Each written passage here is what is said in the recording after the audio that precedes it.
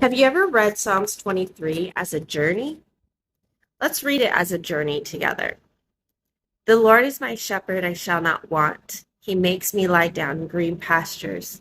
He leads me beside still waters. He restores my soul. He leads me in the path of righteousness for his sake.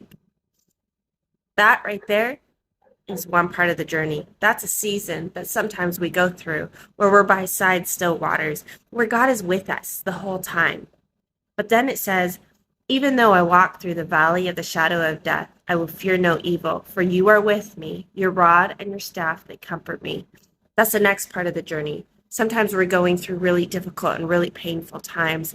And honestly, God is still with us. His rod and his staff, that's what he uses to discipline us. His rod is going to lead us gently. His rod is going to guide us into the direction that we're supposed to be going. Now, if we're stubborn and we keep jumping from where God's called us to be, then he's going to have to use his staff to break our legs and carry us to where we're supposed to be going.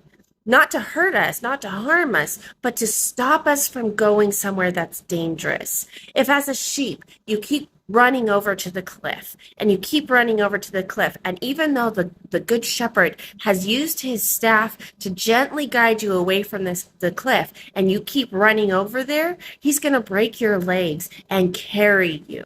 And yeah, that's going to hurt. But you know what? It's because he loves you and he doesn't want you to jump off the cliff. So his rod and his staff are there to comfort you, and they're there to protect you from whatever it is you're trying to run into that you're not supposed to be running into. The next part of this says, you prepare a table before me in the presence of my enemies. You anoint my head with oil.